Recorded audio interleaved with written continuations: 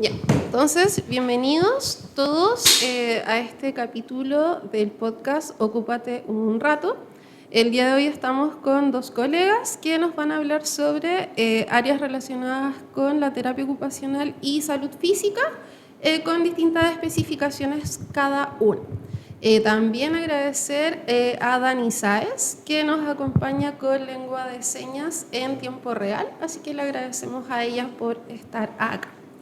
Entonces, muy cortito, les voy a pedir a las chicas que se presenten, digan su nombre y puedan responder a la primera pregunta que va a tener este podcast, que es, ¿cómo podrían explicar en fácil qué es la terapia ocupacional? Hola, mi nombre es Jacqueline Salas, soy TEO también. Y para mí la terapia ocupacional es como un arte de poder tener actividades que desempeñar con los usuarios dependiendo a las actividades laborales que ellos se desempeñan. Hola, mi nombre es Valentina, terapeuta ocupacional, magíster en neurociencia, y para mí la terapia ocupacional es sacar el máximo potencial de una persona o de un usuario enfocado a lo que les motiva en el día a día. Súper, muchas gracias. Bueno, ahí les contamos a todos que esta va a ser una pregunta súper recurrente, ya que todos tenemos perspectivas bastante diferentes de qué es la terapia ocupacional y todas son complementarias. Entonces, quizás al término de temporada podamos sacar ahí nuestra propia definición ya con todas las personas que pasen por acá y nos cuenten su percepción. Entonces, vale, tú ya nos contaste que eres magíster en neurorehabilitación, por ende, neurociencias, ¿verdad? Entonces, esa es el área que a ti te interesa, sí, ¿cierto? Entonces, ¿nos podrías contar cómo llegaste a especializarte en esa área? Sí. Siempre me gustó mucho más el ámbito de rehabilitación física, porque ustedes saben que en terapia ocupacional uno hace como una distinción un poco de área. Y desde ahí yo comencé a darme cuenta que me gustaba mucho la neurorehabilitación, pero que existía aún en la neurorehabilitación un trabajo que hacer para entender cómo funcionaba la mente al momento de realizar alguna actividad motora. Y en el momento en el que lo decidí fue después de mi internado, que fue en un centro de neurorehabilitación en Santiago, y ahí tomé la decisión de seguir la línea de la neurociencia. ¿Y nos podrías explicar quizás con algún ejemplo concreto qué hace un terapeuta ocupacional desde la neurociencia? Es importante que no es algo que no se haga en la neurorehabilitación, lo que pasa es que la neurociencia es más específica al momento de entender cómo va a funcionar la mente y cómo tú vas a consolidar la información en el cerebro para realizar o para ejecutar un ejercicio. Y además te da un componente que es poder entender que la emoción que va a sentir esa persona va a interferir directamente en la ejecución de ese ejercicio o de la acción. Súper. ¿Y algún ejemplo concreto en donde tú veas que esto se puede aplicar? Un ejemplo como un concreto, sí, con un usuario, cómo se ve el paso a paso, como pensando en alguien que no tiene idea de nada de lo que estamos hablando, como simplificarlo lo más posible. Sí, pensando en algo como más sencillo, por ejemplo, cuando tú vas a rehabilitar o vas a trabajar, me parece mejor como trabajar con un usuario después de, por ejemplo, un accidente vascular, lo que tú ves es que el usuario tuvo una pérdida de movilidad en alguna extremidad, ¿sí? Sin embargo, el proceso en el cerebro es mucho más amplio de lo que tú estás viendo. Y en algo concreto es, si ese usuario no estabiliza o no logramos abordar la salud mental de alguna manera o expandir nuestra intervención desde este enfoque que es como de multiárea, no le diría multidisciplinar, pero como multiárea, simplemente no va a ejecutar esa acción motora. Y ahí tú juegas con ese componente que es el de la motivación, pero para lograr la motivación y ejecutar una acción, tú necesitas que esa persona sienta la necesidad de volver a moverse. Y ahí es donde entra un juego entre neurociencia, neurorehabilitación, un poco de estas aristas de la salud mental, que es el trabajo que hay que complementar para que finalmente tú logres tu objetivo. Por ejemplo, perfectamente podrías tener una persona que no tiene ganas de comer. ¿Cómo tú vas a trabajar el que esa persona se pueda llevar una cuchara a la boca si no tiene ganas de comer?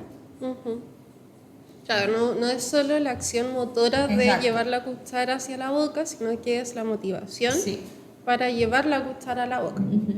Súper, muchas gracias. Y ya que, entonces no nos contaste al inicio, pero ahora sí que nos cuentes cuál es el área de la terapia ocupacional en la cual tú te has especializado y cómo llegaste a interesarte en esa área.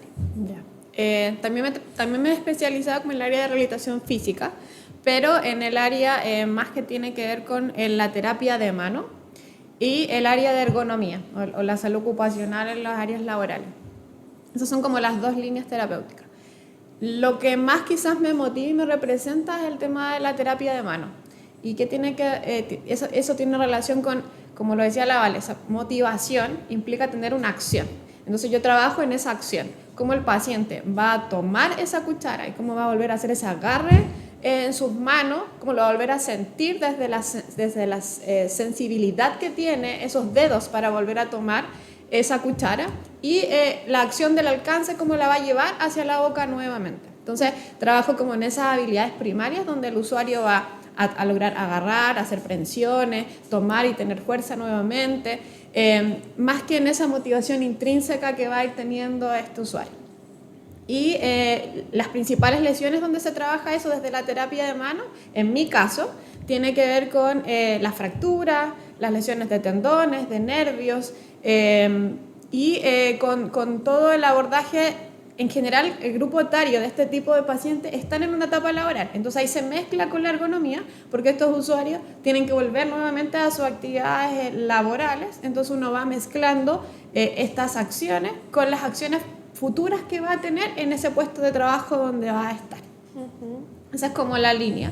Y para ese trabajo generalmente uno ocupa muchas estrategias donde se encuentra todo el tema ortésico, donde uno va haciendo la función nuevamente o protegiendo los tejidos para que el paciente nuevamente pueda volver a reutilizarlos, protegiendo ligamentos, algunos tendones para evitar futuras rupturas o para que puedan tener una posición acorde que les permita en el futuro volver a realizar el movimiento. Súper. ¿Y cómo llegaste a esa área? Yo creo que cosas de la vida, porque siempre me gustó la órtesis. Yo creo que cuando uno pasa por esta línea, uno ve como las cosas que te llenan. A mí siempre me llenó cuando estaba en la universidad el poder hacer órtesis. Me gustaba mucho, siento que tenía habilidades para poder hacerlo.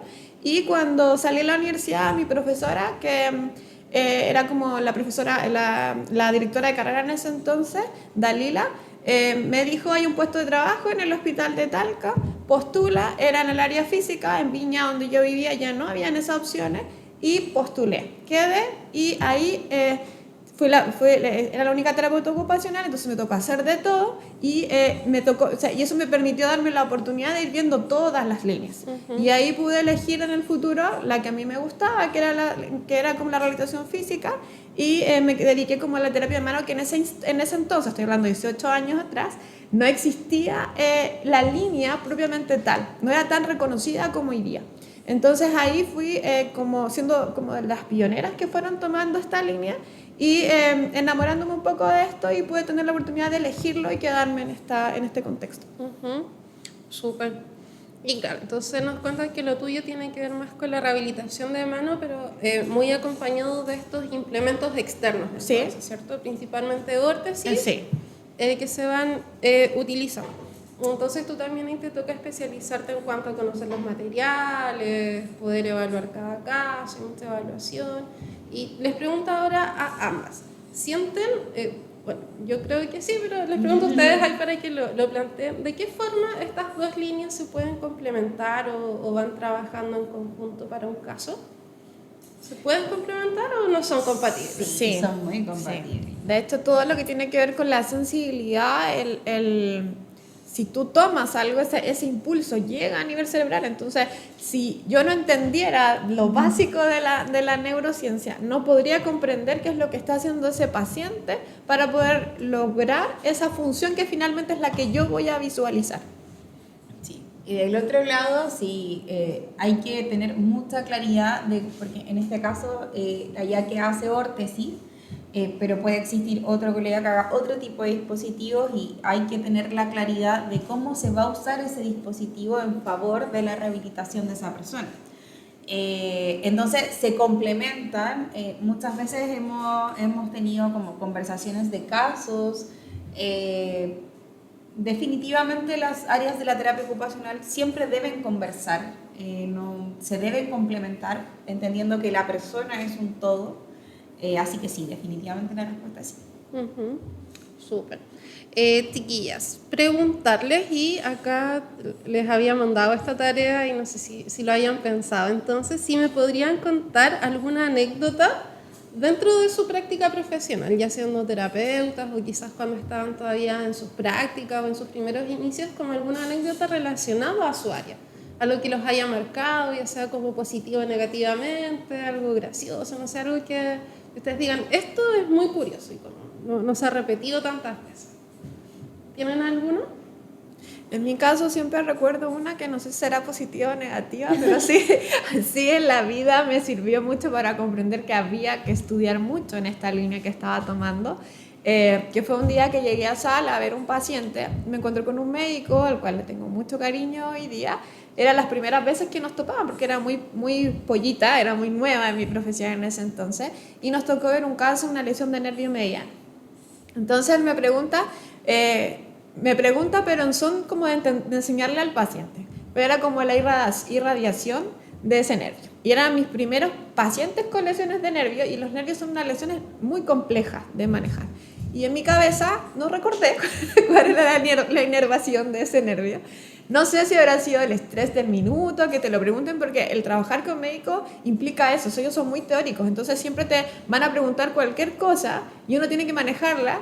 Y a veces son tantos diagnósticos y ellos tienen esa capacidad teórica que a veces a uno le cuesta un poco más manejarla. Entonces me pasó que no supe responder, me quedé en blanco y él se dio cuenta, entonces trató de ayudarme de alguna forma en el contexto porque estábamos frente a algún paciente, y de ahí para adelante dije, no, yo tengo que estudiarme cada caso antes de ir. Y la verdad es que sí, si lo miro desde ese punto, desde ese minuto de mi vida para adelante, no he parado de estudiar. Cada caso hay que estudiarlo, aunque uno termine la universidad, la vida sigue siendo estudiantil. Uno sigue cada año poniéndose en un curso, en pasantías o viendo, y siempre teniendo claro que aunque uno tenga muchos años de experiencia, siempre hay un colega que te puede enseñar algo nuevo y algo que uno puede complementar. Incluso desde los mismos pacientes uno va aprendiendo en la vida. Entonces quedó la... Sí, me quedó. La necesidad de siempre estudiar. Sí. Yo tengo dos anécdotas. Uno es que el rojo más feo de la universidad me lo saqué con la Claudia Pérez en la asignatura de intervención psicosocial. No me acuerdo si era intervención, pero era psicosocial. Y comprendí que no era lo mío porque me costaba mucho. Ese uno en la universidad, y ahí me comenzó a reafirmar cuál era mi área. Y el otro es que en el internado que hice de neurorehabilitación en el Centro Esperanza Nuestra con la terapeuta ocupacional Carolina Pino, reprobé mi examen de práctica y tuve que volver a darlo. Y la Caro vio algo que nunca se me ha olvidado y que intento aplicarlo cuando hago las preguntas de los casos clínicos o de los informes de práctica.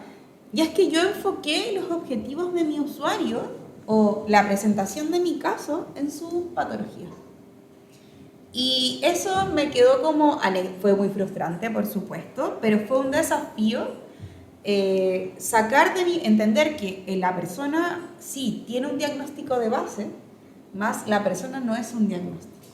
Y eso fue muy significativo para mí e intento traspasarlo también y no volver a cometer el mismo. Yo creo que en la línea que nosotras tomamos se tiende a dar este proceso en el cual diferenciar el rol entre las diferentes profesiones es muy complejo, en darle esa mirada ocupacional cuando el paciente en esa instancia inicial no está haciendo esa ocupación y tú trabajas esas habilidades como iniciales en el paciente, es súper complejo. Y el llegar a esa como, definición, esa línea, es muy, muy difícil y uno tiende a cometer muchos errores y ahí es donde uno tiene que darle toda esa mirada ocupacional en el trabajo que uno está haciendo cuando va a plantearse ese caso. Sí.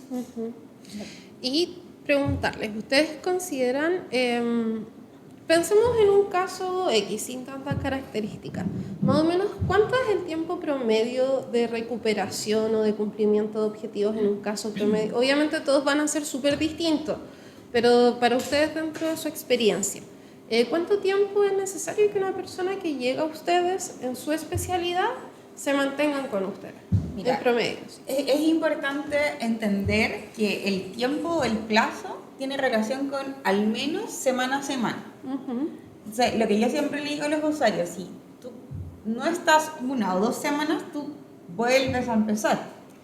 Y en esa lógica son 12 semanas. Desde mi experiencia, 12 semanas es lo mínimo para tú ver resultados. Ya, 12 resultados semanas, que sean concretos. Pero con constancia. Constantes, sí. Y como con tarea para la casa igual. Claro, ¿no? sí, o sea, estamos hablando de que, o sea, en el mundo ideal, 3 veces a la semana, ojalá todos los días, pero entendemos que habitualmente es 1 vez a la semana cuando es particular. Claro, al menos presencial Sí. con el terapeuta. Sí. Claro, pero igual las personas, bueno, me imagino que también se les dejan muchas indicaciones para el hogar. Muchas indicaciones y la idea es que lo que tú le vas indicando lo haga. Yo siempre doy una indicación en la mañana, en la tarde, todos los días. Esa es como al menos mi experiencia. Iríamos alrededor de 12 semanas. Súper. ¿Y ya que en tu caso? En mi caso depende mucho del tipo de lesión. Si tengo fracturas, trabajamos 8 semanas, generalmente es como el proceso o el protocolo que va a llevar. Si tengo un tendón, van a ser 12 semanas. Si tengo un nervio, la recuperabilidad es 1 milímetro por día, por lo tanto va a estar hasta 6 meses, incluso hay pacientes que respondan después del 6.º mes. Entonces depende mucho del tejido que se haya dañado, el tiempo que va a estar en terapia. Más que depender del avance que vaya teniendo. O sea, el tejido va a tener ese tiempo de recuperabilidad y por lo tanto uno tiene que acompañarlo durante ese tiempo. Y también depende mucho de ese perfil del paciente.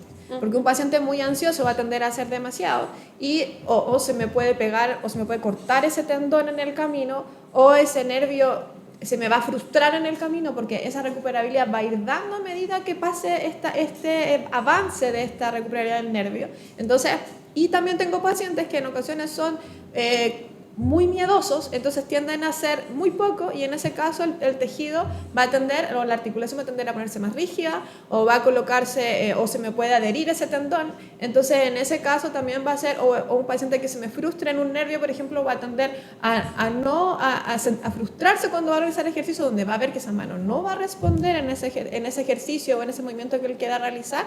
Por lo tanto ahí también voy a tener ese paciente frustrado. Y ahí la Vale Pollón, desde la neurociencia, ese paciente va a tener menos motivación para realizar ese ejercicio y por lo tanto su avance va a ser mucho más lento. O también, por ejemplo, en un paciente amputado, también va a depender mucho de ese nivel de frustración que va a ir tomando y de esa salud mental que va a ir teniendo durante este proceso de aceptación de ese diagnóstico.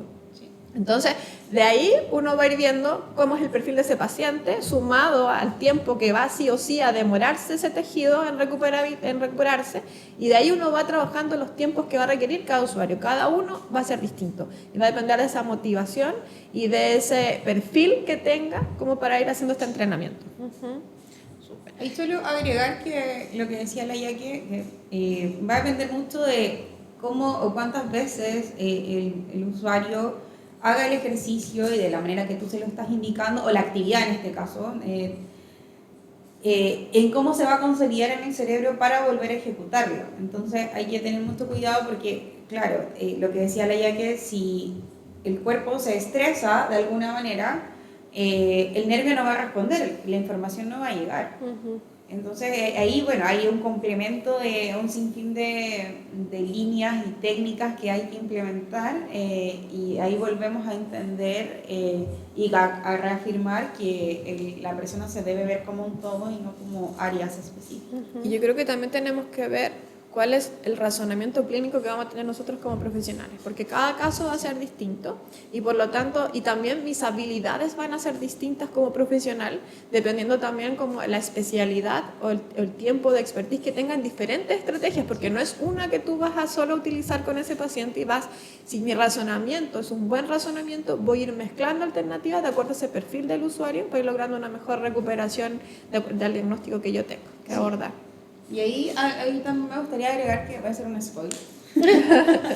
Que viene un texto de apoyo a la docencia para los estudiantes, y en este texto de apoyo, si bien vienen varias patologías o diagnósticos con nuestros famosos modelos de intervención, esto es súper importante porque el razonamiento profesional es lo que nos va a permitir ir utilizando diferentes herramientas, no solamente de un modelo, de una técnica con la que tú estés, porque si bien a mí me gusta mucho la neurorehabilitación, la neurociencia, perfectamente puedo implementar algunas técnicas cognitivo-conductuales, por dar un ejemplo.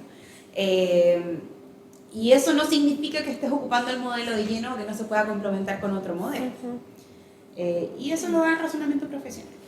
Claro, y finalmente esto que de repente le decimos a los estudiantes, no es como que para este caso solo sirva este modelo, sino que depende de cómo lo justifican, las características del caso, cómo utilizan el modelo, y obviamente esa es una habilidad que siento yo que nunca se termina de desarrollar. Constantemente estamos y no sé si a ustedes les pasa, quizás también le pregunto, ya siendo profesionales, de repente igual se sienten inseguras con algunas decisiones. Sí. Y quizás esto para quienes están estudiando, quieren llegar a ser terapeuta, en algún momento uno está 100% seguro de lo que está haciendo. No, porque cada caso es distinto. Entonces, son personas. Claro, entonces siempre en ocasiones te vas a encontrar con situaciones que te van a hacer dudar y te van a hacer volver a pensar y reanalizarte el caso, y creo que eso es como algo que es importante cuestionárselo y saber que tu cabeza no lo tiene todo, y tienes que volver de repente a revisar el libro, a revisar el texto, a preguntarle a un colega con más experiencia quizás en ese caso, para poder volver a replantearte el cómo ayudo a este caso que me está haciendo un poco más difícil. No hay recetas de cocina. Siempre se lo digo al alumno, en esto no hay recetas de cocina. Yo creo que cada una de las líneas terapéuticas que nosotras tenemos, no hay recetas. Y uno tiene que, en el camino de todo lo que ha aprendido, de todas las habilidades y técnicas que uno tenga, ir buscando cuál es la que mejor te acepta ese usuario, y nunca vencerse. Siempre tratar incluso de apoyarlo desde la salud mental, porque el paciente cuando se amputa, por ejemplo, está sufriendo enormemente. ¿Cómo va a volver a retomar esa vida cuando ya no se siente con las habilidades que tenía hace un mes atrás o hace 2 días atrás?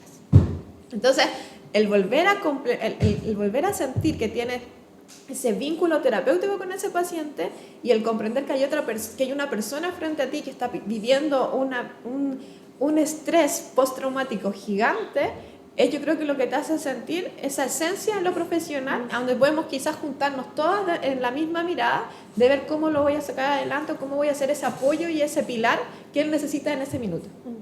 Sí, yo quizás más desde un rol de estudiante siempre, como pensándoles de ahí como de que estamos siempre aprendiendo de la propia profesión, porque claro, spoiler, se van a titular de terapeutas, pero van a tener que seguir estudiando, ya sea un magíster, un diplomado, doctorado, lo que sea, o solo trabajando, siempre hay que estudiar.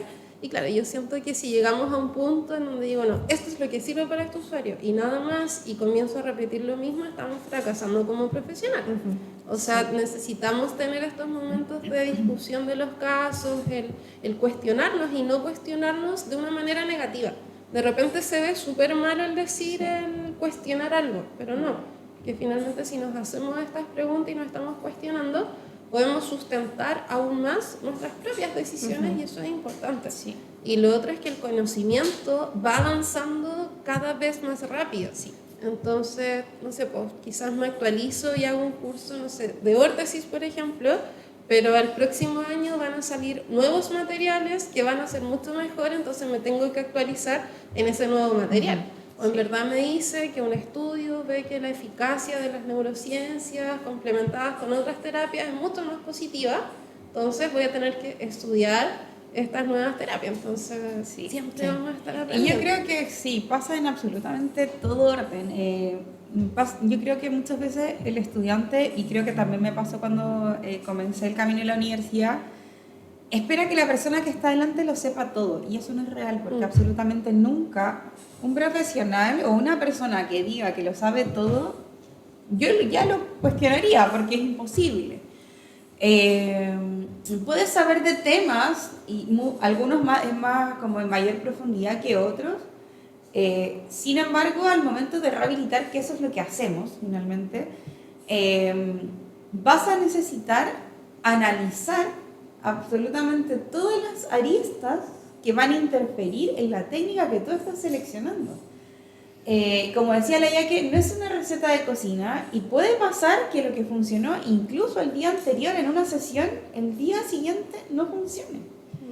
Y eso está dado porque somos personas. Cuando tú no entiendes que frente a ti tienes una persona, es difícil que el impacto de lo que tú vayas a hacer trascienda en el tiempo, porque eso es lo que queremos, que cuando la persona salga de esa sesión pueda, ¿cierto?, ejecutar alguna acción o alguna actividad del día a día en su casa, en su trabajo, con las personas que quiere, etc. No que lo haga bien contigo en la intervención o en el box, porque eso la verdad que es una retribución al ego profesional, pero no es un impacto en la persona. Entonces eso y es un poco lo que invitamos también a los chiquillos. ¿Por qué es importante un protocolo de actividad? Porque ellos aún no tienen la capacidad, porque la están desarrollando, de seleccionar una acción, una actividad o una intervención y analizar e incluso proyectar qué es lo que te va dando el tiempo. Tú ya sabes o logras ver en una persona ciertas actitudes o habilidades que te permitan proyectar ciertos resultados. Sin embargo, cuando uno es estudiante, debe contar con esta tabla de protocolo de actividad, segregarlo en objetivos, y si bien uno no anda por la vida diciendo que mi objetivo general es, y tengo 3 específicos, para lograr ese razonamiento profesional lo necesitas. Y el tema es que con el tiempo, y claro, y de repente pasa mucho, está hablando de los protocolos, que son los chiquillos como que quieren llegar a improvisar la actividad. Sí. Y claro, es como no, ustedes todavía no pueden, todavía no. Pero claro, ¿qué pasa? Porque cuando uno tiene más experiencia en su área y conoce al usuario, porque claro, uno realiza profesionalmente un proceso de evaluación inicial, ¿cierto? Después establece los objetivos, pero claro, pasa que profesionalmente nosotros ya tenemos súper claro el objetivo con esta persona, entonces una vez que tengo súper claro el objetivo, las actividades sí las puedo ir adaptando, sí. O incluso si el usuario llega con una mala disposición o no hace la actividad planificada, voy a tener la capacidad de modificarla porque tengo claridad en el objetivo. Y eso es algo que solo se da con la práctica. Si ya dentro de un espacio académico todavía de repente puede que haya algún brillante por ahí que lo logra, sí, pero no va a ser la mayoría. Nosotras mismas, me imagino, estudiando eso no se lograba, porque es importante también organizarnos, y yo creo que el establecer esto de manera más organizada también le da más validez a la profesión. ¿Ya? Lo hablábamos en el capítulo anterior, ¿cierto? Con la Clau particularmente, que esto típico de, pero si el Teo solo va a jugar. Sí, pero con un fin, con un objetivo. Y de repente quizás, no sé si les ha pasado, y les pregunto, de repente a ojos ajenos, ¿cierto? Ojos que no saben lo que estamos haciendo. Se ha como cuestionado su intervención así como de, pero yo creo que eso no sirve. Yo diría que siempre. No sé si constantemente. Hoy día estamos en un escenario donde la terapia ocupacional es mucho más conocida, pero cuesta que los demás comprendan cuál es el objetivo que tenemos. Por eso debemos tenerlo muy claro, sobre todo cuando tú trabajas en un contexto, o sea, creo que en todos los contextos. Sin embargo, en las ciencias de la salud como tal, aún no hemos cambiado algunas malas prácticas que se ejercen, entonces no es fácil presentar un caso clínico. Necesitas saber, siempre los chiquillos en las asignaturas de fisiopatología se cuestionan y dicen, ¿y yo para qué quiero saber cuál es el foco, no sé, o por qué se genera la diabetes? Y yo, ¿por qué me importa la diabetes si yo estoy viendo a una persona con un accidente cerebrovascular? O sea, sorry, pero la diabetes es uno de los primeros precursores de alteración de memoria o de funciones cognitivas en una persona. Y además, si tú le agregas que es una persona hipertensa y que además le dio un accidente vascular, debe ser capaz de entenderlo. ¿Qué pasaba antes? La terapia ocupacional se veía muy por encima. Se simplificaba. Exacto, era como pequeño, es una actividad chiquitita. Pero para tú poder explicar y llegar a esa actividad y entender qué es lo que estás haciendo y poder explicarle al otro profesional qué es lo que tú estás haciendo, tú tienes que entender la base del funcionamiento del cuerpo. Y creo que eso ha permitido que la terapia se comienza a posicionar mucho más en los equipos interdisciplinares. Si eso no hubiese pasado, seguiríamos siendo como, de alguna manera, el profesional, entre comillas, que entretiene a las personas en un taller. Eso es como... A mí me pasa mucho que los pacientes se sientan y hay una técnica que uno ocupa mucho para la sensibilidad, que es colocar contenedores que tienen arroz, lentejas, poroto. Entonces el paciente llega a la primera sesión y tú le pasas un contenedor con arroz y lentejas y te miran como, ¿y esto voy a hacer? Y después de eso, generalmente uno parte con actividades más simples, que es motricidad fina, entonces tú le haces tomar objetos pequeños, grandes, traspasarlos de un lado al otro. Entonces terminan, como inician la sesión, con una sensación de que, uy, ¿esto viene a terapia ocupacional?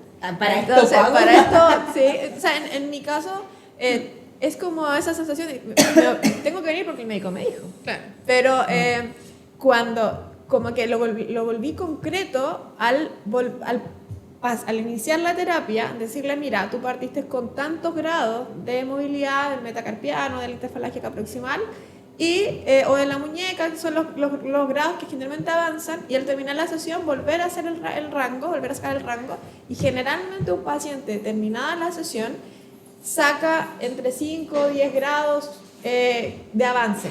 Y cuando tú se lo concretas al paciente y te dice, esto me sirvió. Y cuando llega a la segunda sesión y trabajó esas cosas que tú le dijiste, oye, mira, en la casa quiero que trabajes haciendo esto, el paciente te dice, oye, ¿sabes qué? Ya cierro, ya toco. Y eso hace el cambio. A la siguiente sesión ya lo ves motivado, trabajando, sin parar, conversando y hablando un poco del diagnóstico. Y muchos pacientes te dicen, porque como trabajamos en grupo, te dicen, oye, qué increíble el darme cuenta que hay pacientes que están más complicados que yo y lo logran. Entonces, eso es un feedback para que ellos también puedan motivarse con lo que están haciendo. Y yo creo que eso es como también el comprender que también ese paciente necesita esa parte desde uno. Y uno tiene que a lo mejor bajarlo y no ponerse a la defensiva diciendo, oye, tengo que volver a explicarte lo que hago, o tengo, como se llama, que decirte nuevamente a ese paciente, oye, por esto te sirve tanto la terapia ocupacional, sino que tratar de entender que, claro, o sea, ellos vienen a la defensiva, tuvieron un accidente, o el médico no conoce lo que yo hago y necesito volver a explicárselo. Y eso me va a servir a mí, le va a servir al colega que siga después, independiente de lo complejo que para mí sea repetirlo, a lo mejor una vez en el día o 10 veces en el mes. Pero si lo vuelvo a explicar y lo vuelvo a entender, estoy dejando una pequeña semillita para el que venga después. Claro, y que van conociendo más la disciplina.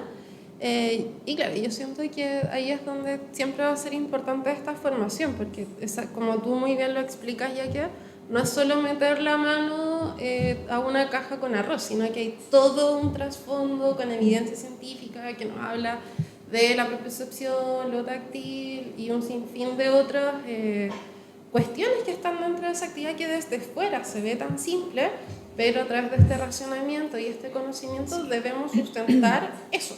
Y claro, en ocasiones se puede volver agotador, pero de repente siempre va a ser necesario, sobre todo cuando llegamos a dispositivos en donde no había un terapeuta, o lamentablemente habían terapeutas que tenían malas prácticas, y en donde no sustentaban sus acciones con evidencia, con teoría, y lamentablemente en todo ámbito siempre va a haber colegas que quizás no tengan tanto sustento teórico, qué sé yo, pero es parte de la vida, ¿cierto? Es verdad.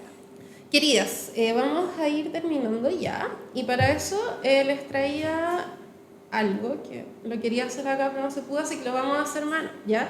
Les voy a mostrar 2 memes Ya. que son de una cuenta de Instagram que se llama Terapia Ocupacional Memes, Ya. que ellos siempre están subiendo memes de terapia ocupacional, y les traigo 2 que son como muy del área de la que estamos hablando. Ya, yo se los voy a mostrar ahora con mi tablet, pero acá lo voy a poner encima, así que para que lo vean, dame un segundito para ponerlo, que es este, que es una anamnesis.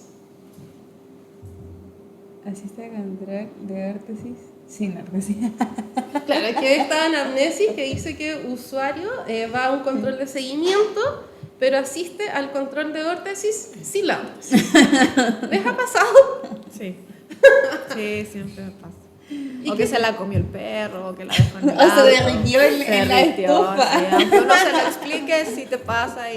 Pero antes, al principio, tuve que ser honesta, como que me enojaba y le podía decir al paciente, Sí. pero ¿cómo no? Pero hoy día me lo tomo con humor. Sí. Ya a esta altura de mi vida. Y también yo creo que dejando el feedback que a veces también tenemos que aceptarnos que somos personas y que a lo mejor ese día hay días que no vamos a tener un buen día. Y que a lo mejor podemos responder mal y que podemos decir cosas que no corresponden, pero sí aceptar que como somos humanos, hay días que también vamos a tener quizás esa respuesta equivocada.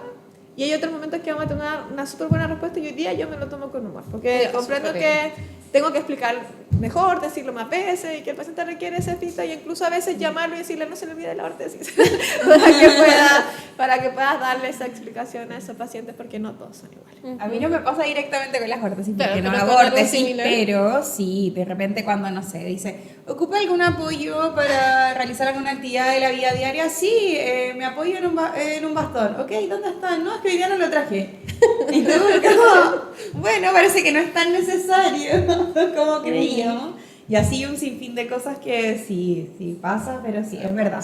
Yo creo que también que cuando yo recién ejercía era como, pero ¿cómo no lo va a traer? Y ahora ya es como, bueno. Vamos a hacer un calendario de sesiones y le vamos a anotar qué cosas tiene que traer y así se soluciona. Para que no se le olvide. Superística. Este último meme, igual lo vamos a poner como en la pantalla mientras ustedes lo ven. Pero que no entiendo cómo se ve. El goniómetro. Ya, que este es más orientado como a... Bueno, ahí van a poder ver la imagen, pero finalmente, ¿qué es esa regla extraña? Esa regla extraña. Necesite pasa, pero no les muestra el goniómetro y empieza. En la defensa de mis alumnos, puedo decir que uno también le pasa. Sí. O sea, para mí, el lograr la extensión en el goniómetro y marcar cuánto menos de extensión tiene es complejo. Y tengo mi forma de comprenderlo, que probablemente mi forma no sea la forma que otra persona la entienda. Entonces, para mí siempre marca 180 y devuélvete al grado. Y eso para mí me lo simplifica. Pero yo creo que, claro, me pasó. Pues, ¿sí? Cuando el primer día llegué, yo llevo recién 6 meses y las primeras clases que le hice del goniómetro, todos decían, pero no sé. Y tengo que hacer un taller y volver a explicarlo. Y hay goniómetros que también te simplifican la vida y también comprender que hay goniómetros que son por distintas articulaciones, por lo tanto también te simplifican la Hay vida. unos pequeñitos. Claro, hay Los dinámicos, de entonces metal. dinámicos tú puedes ponerlo y te acompañan el movimiento, no tienes que tú movilizarlo, entonces hay formas de simplificarlo, pero sí, te pasa.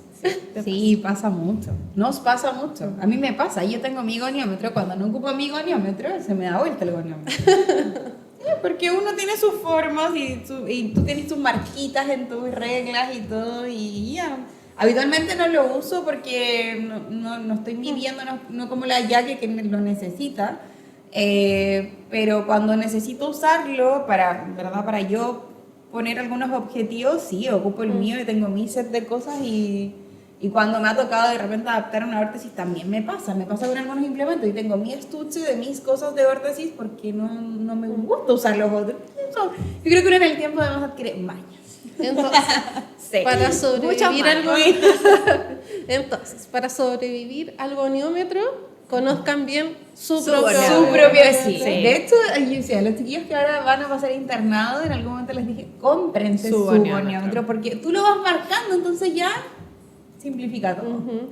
Sí. Súper. Y la universidad también ahora tiene goniómetros para que podamos trabajar y tiene distintos tipos Sí. para que podamos trabajar. Entonces también en eso la OCM ha sido un gran aporte para nosotros. Claro, para conocer ahí los distintos tipos. Sí.